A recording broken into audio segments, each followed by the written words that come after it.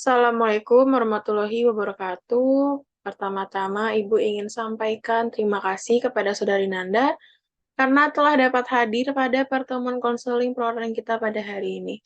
Boleh dijelaskan Anda bagaimana kabarnya hari ini? Waalaikumsalam Bu, selamat siang. Saya kabarnya alhamdulillah baik Bu, agak sedikit tidak segar. Alhamdulillah kalau kabarnya baik-baik saja. Baik, sebelumnya apakah Nanda sudah kenal dengan Ibu?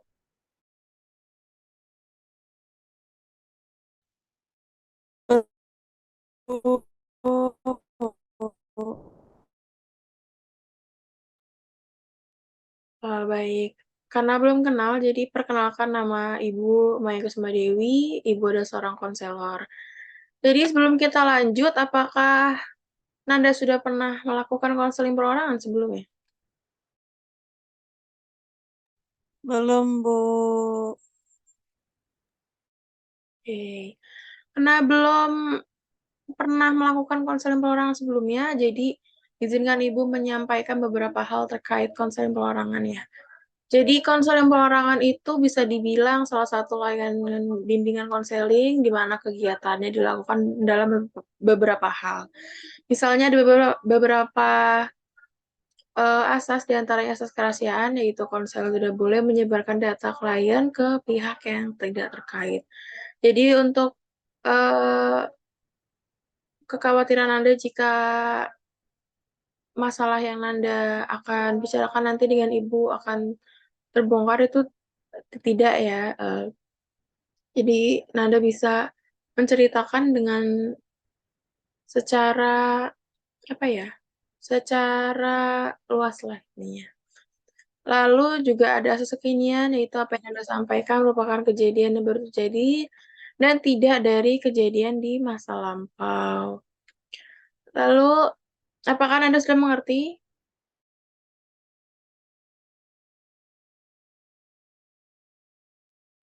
sudah Bu. Baik. Mungkin jaringan Anda sedikit terganggu ya. Oke.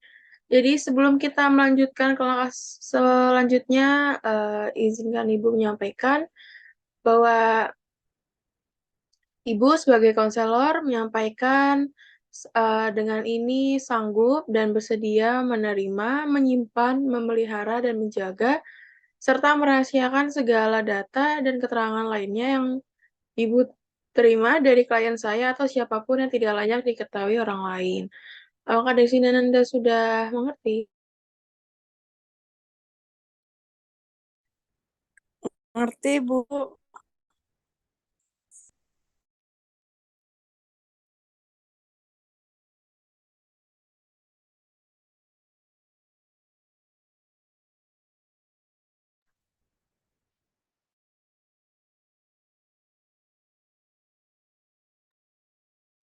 ya Ibu saya mulai ya.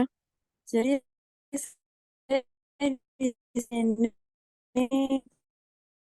pacaran sama pacar saya itu sudah 5 tahun. Pacar saya ini nggak pernah kasar sama saya di tahun pertama sampai tahun kedua itu nggak pernah kasar. Tapi entah kenapa ya Bu, mungkin emang terus juga mungkin juga hal-hal yang kita lakuin tuh terus berulang kayak gitu. Mungkin dia juga kan bosen.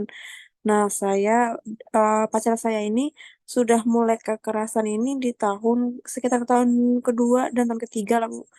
Jadi kalau misalkan kita ketemu, kita debat sedikit. Nah, dia tuh udah narik tangan saya. Terus juga waktu paling parah itu pas sekitar 1 tahun belakangan ini, dia itu udah mulai mukul saya, Bu, di daerah kepala.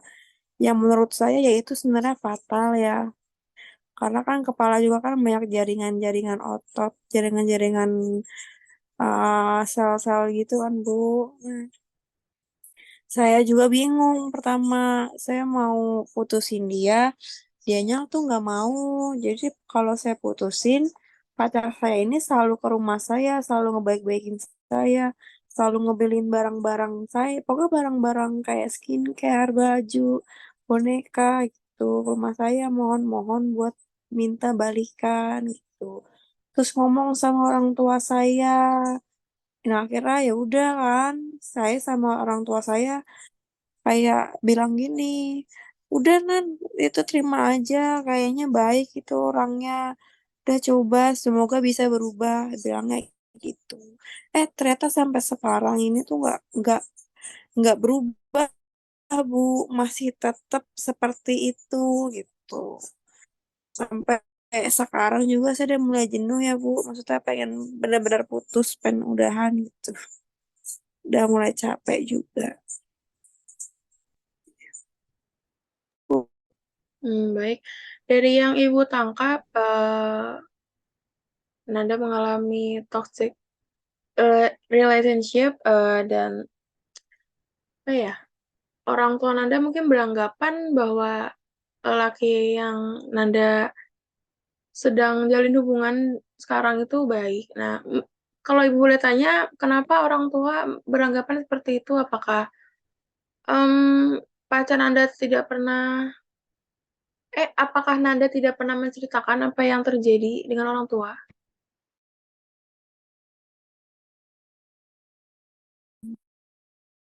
Enggak, saya kan juga tahu orang tua saya marah gitu. Jadi saya nyembunyiin itu udah 5 tahun lebih gitu, Bu. Jadi tuh saya maunya tuh tahu tuh orang tua saya tuh saya baik-baik aja nggak pernah dipukul. Tapi kalau bilang saya mau putus, saya bilangnya "Ah, nggak apa-apa, bosan aja gitu. Jadi saya nggak pernah ungkap kalau pacar saya ini kasar sama saya. Baik ya. Menurut Ibu, em, kekerasan dalam hubungan itu emang nggak bisa di ini ya, nggak bisa di apa ya, nggak bisa ditoleransi, nggak bisa dimaafkan lah. Intinya semua hal yang sudah apa namanya, yang sudah mulai masuk kekerasan itu tidak baik ya.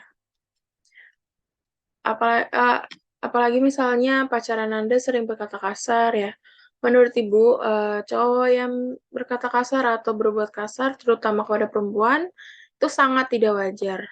Entah perempuan itu misalnya kamu atau adiknya atau ibunya atau siapapun, apapun masalahnya seharusnya bisa dibicarakan baik-baik karena itulah gunanya komunikasi dalam hubungan. Ketika dia mulai bicara kasar pada Nanda, apalagi sampai merendahkan dan sudah dilakukan berulang kali, tolong mulai evaluasi hubungan Nanda. Masih pantaskah untuk dilanjutkan? Lalu untuk menanggapi perkataan kasar dengan kata-kata kasar juga hanya akan membuat eh, pacar Nanda itu tidak lebih baik ya. Lalu Ibu ingin bertanya, definisi pacaran yang sehat menurut Nanda itu apa? Ya kayak hubungan saya di tahun pertama dan kedua itu, Bu. Tuh. Jadi kayak ya nggak ada kekerasan dan tidak berkata kasar juga.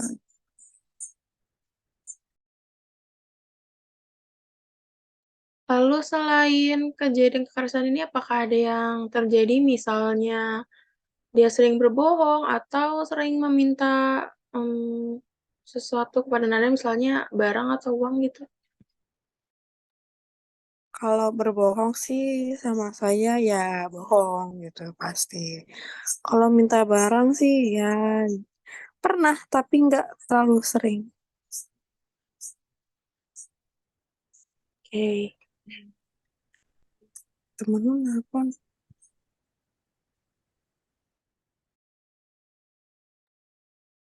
Nah, tanggapan Ibu tentang perkataan kasar atau perbuatan pacar Nanda yang sering tidak jujur ya. Jadi suka berbohong menurut Ibu adalah penyakit ya yang sudah dihilangkan, apalagi jika sudah sering sekali melakukannya. sudah tidak bisa lagi berubah.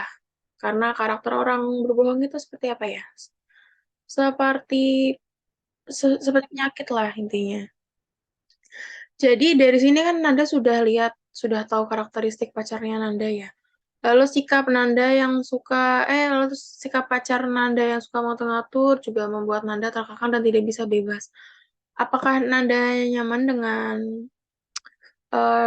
perlakuan pacarnya? Misalnya kalau tidak nyaman, terus apakah Nanda betah dengan sikap pacar Nanda yang sekarang? Maka dari itu pentingnya komunikasi di sini. Karena komunikasi yang baik dengan pacar Nanda juga bisa membuat suatu hubungan langgeng ya. Lalu Nanda bisa beritahu bahwa Nanda tidak betah atau tidak bisa dikekang seperti itu lagi. Lalu selain yang Nanda sampaikan tadi, apakah ada lagi yang ingin disampaikan pada Ibu?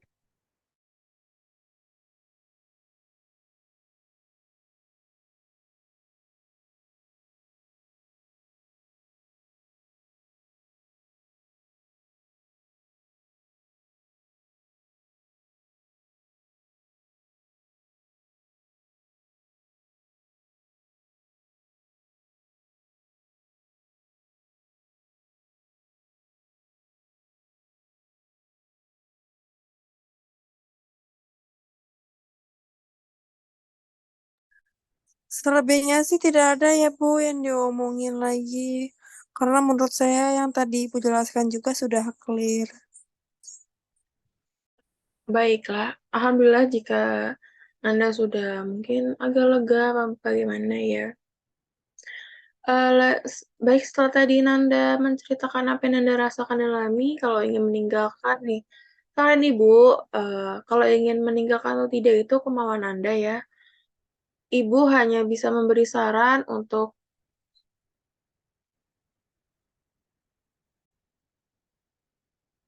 baik setelah tadi Nanda menceritakan apa yang Nanda rasakan dan alami, kalau Nanda ingin meninggalkan atau tidak itu kemauan Nanda sendiri ya.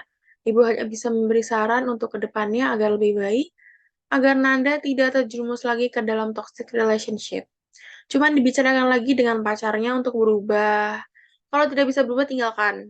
Dan kalau bisa berubah, tuh balik lagi ke Nanda. Men, mau apa ya? Mau stay atau enggak? Karena Nanda tahu sendiri bagaimana rasa Nanda saat ini ya.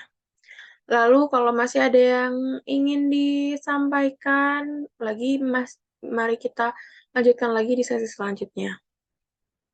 Oke, kalau Baik Bu, mulai apa? Oke. Lalu apapun keputusan Anda itu, semuanya ada di tangan Anda ya.